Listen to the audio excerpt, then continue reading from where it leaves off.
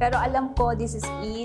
Mixed emotions man yung nararamdaman ko ngayong araw na to. Pero alam ko, nandyan ka at hindi mo ako babayaan. Ang iyong isipan pa rin ay nasa tala. Binubulungan ng araw.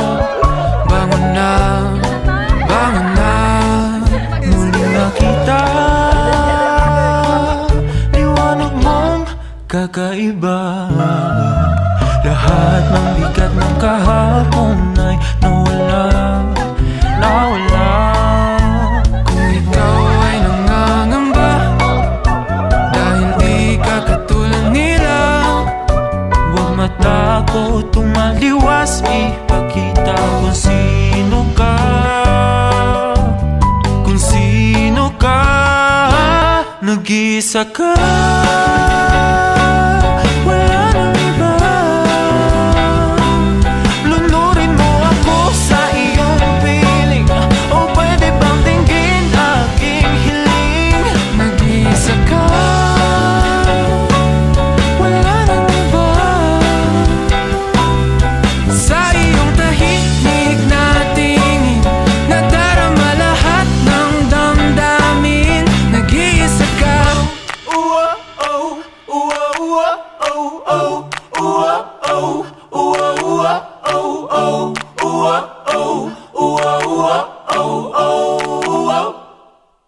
Nag-iisa ka.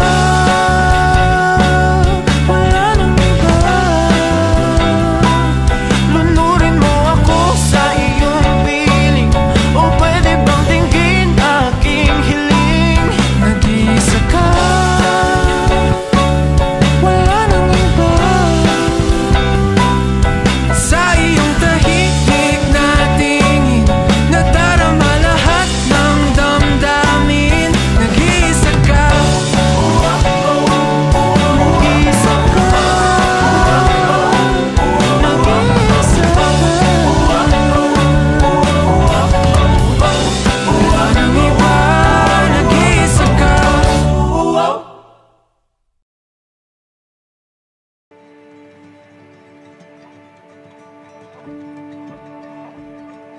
The wind in your hair, the ocean in your eyes, the touch of your skin when I hold you against mine. Love, before anything else, I'd like to thank God for the blessings of marriage He gave to us. I thank Him for providing us this with lovely day to celebrate our wedding with our families, loved ones, and friends. I thank Him for marrying the person in front of me, the person who taught me how to be loved, the person who made my whole life meaningful. And I know that it was you that I've prayed for. You are my better half, my soulmate, and my life partner. Yung pogi. Handang-handa ka na mag-asawa. Thank you, thank you. Alam ko naman magiging mabait kang asawa sa kayo. Oo naman, siyempre. Wala tayo naman kaya. Love, it's been more than 5 years since our life crossed again. And it has been the most wonderful 5 years of my life.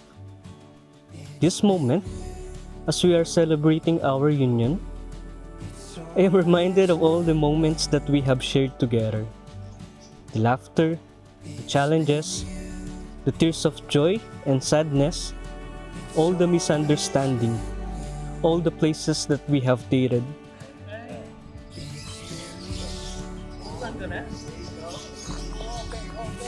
Mahal, please accept this as my token of gift for you in our wedding. I hope you will like it. Thank you, love, for the gift. I like it.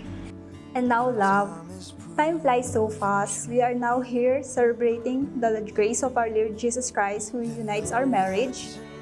Isn't it good that God is really the one who wrote our love story? I believe that you are my destiny, my answered prayer, my peace, my soulmate, my forever, and my partner.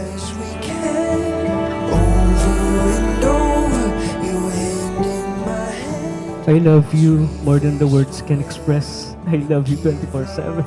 I love you 365 days a year. It's been you.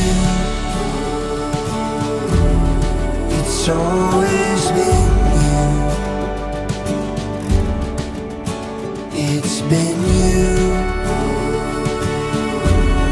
It's always been you. It's been you. I will be forever with you, mahal. I will love you and forever and ever. Cheers to a life ahead of us together. Sabi nga natin lagi, basta't magkasama tamang adwa, alang imposible. Kapit lang. At sa mga pangarap at atsuko mo para kaya. It's been you. It's always been you. It's been you. It's always been you. It's been you. It's A man shall leave his father and mother and be joined to his wife, and the two shall become one flesh. So then they are no longer two, but one flesh. Therefore, what God has joined together, let not man separate. Kumbaga, wala nang iwanan to. Walang iwanan. Sa hirap at ginhawa, magkasama kayo. It's always been you. It's been you. It's always been you. It's been you. It's always been you. It's been you. You may now kiss the bride.